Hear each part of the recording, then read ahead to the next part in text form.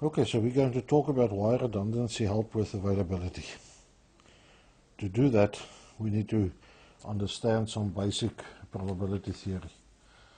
So let's start by selecting some balls out of a bag. Let's say we've got 3 green balls and 1 red one. The chance of drawing 1 green ball is quite clearly 3 out of the 4 possibilities, which is 75%. But let's complicate the matter now a little bit. Let's still have a bag with 3 green and 1 red ball. But now we're going to draw 2 balls. So there are 6 possibilities of doing this. I can draw the first ball with the second one, the first ball with the third one, the first ball with the red one, the second ball with the third one, the second ball with the red one, and the third green ball with the red ball. So you'll notice that we have got 6 possibilities. Of those, if we now ask, but what's the chances of drawing 2 green balls, there's 6 options, and there are 1, 2, 3 options where we get that. So that is 3 out of 6, which is a 50% chance. Similarly, we can calculate the chance of drawing a single red ball, and there is essentially 6 options yet again, and in 3 of those ones we will have a red ball present. So having at least 1 red ball or the red ball is another 50% chance. Let's do it with a slightly different configuration to make sure that you understand this. This time the ball is going, or the bag is going to contain 2 green balls and 2 red balls. Again, we want to calculate maybe the chance of drawing both red balls.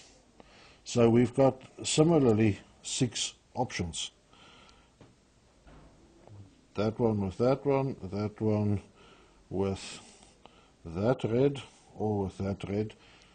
Then the second green ball together with the red or the red, and the other option being the 2 red balls. So again, we have got 6 options, and here they are drawn.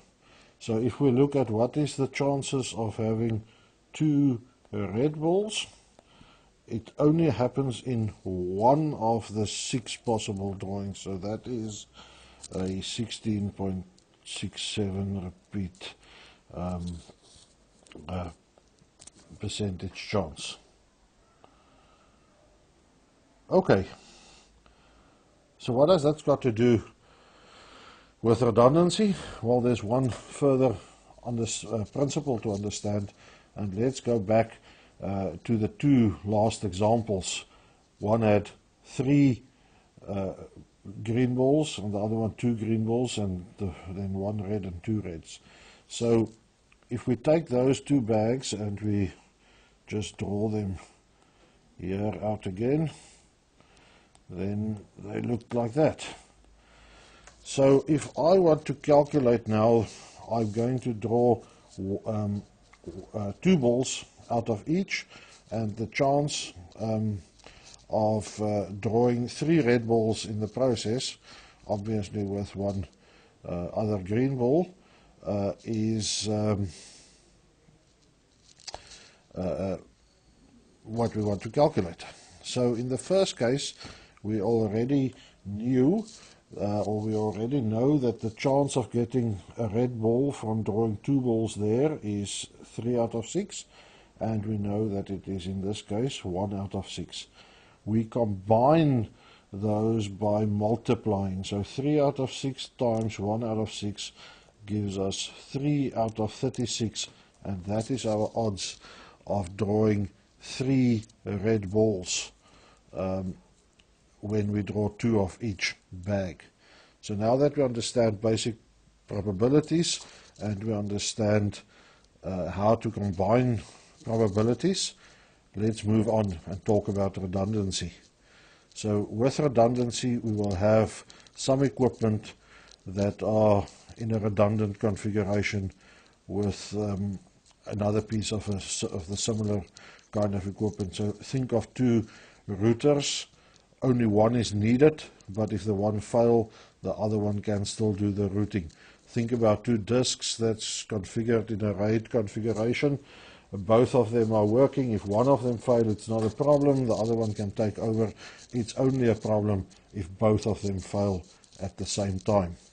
So let's consider this situation. Let's consider equipment A and B, and both have got availability of 90%. So what we are saying is that 90% of the time they will be up, the other 10% of the time they might be down.